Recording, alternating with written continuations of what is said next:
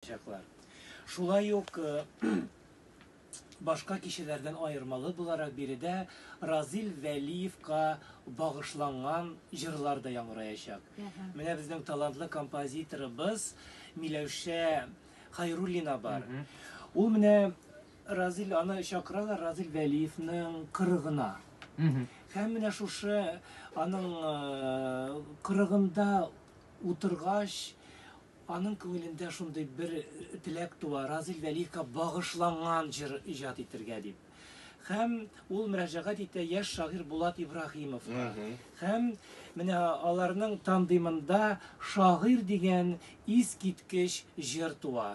Менә безнең кичәбез дә менә шушы Разил абыйга юксыну хисләре белән сугарылган шушы жыр белән башланып китә. Һәм инде тагын да икенче әле тамашачыларга тәкъдим ителә, беренче мәртәбә тәкъдим ителә, ул бәхетле булсыннар җырларым дигән җыр. Аны шулай ук композитор Миләүшә Хайруллина яза. Әлеге җырның да бик кызыклы тарихы бар. Заманында Хания Фәрхи Разил Вәлиевка мөрәҗәгать итә. Разил абый, менә китәсең дигән бер җыр тексты язып бирмәссез микән ди. Шунда Разил Вәлиев ярым шаяру белән: "Хания, нигә шулай китәргә ашыктың? Әле китәргә сиңа бик иртә", дип әйтеп куя.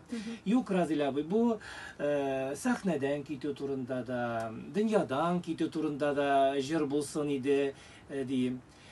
Ләкин Разил Вәлиев Хания Фәрхи исән чагында әлеге җырның бары тик бер генә строфасын иҗат итә ала. Һәм инде Хания Фәрхи вафатыннан соң әлеге шигырьне тулысынча яза, һәм инде ул аны Миләүшә Хайруллина иҗат итә, һәм инде ул китәсең дигән исемнән бәхетле булсыннар җырларым дип атала.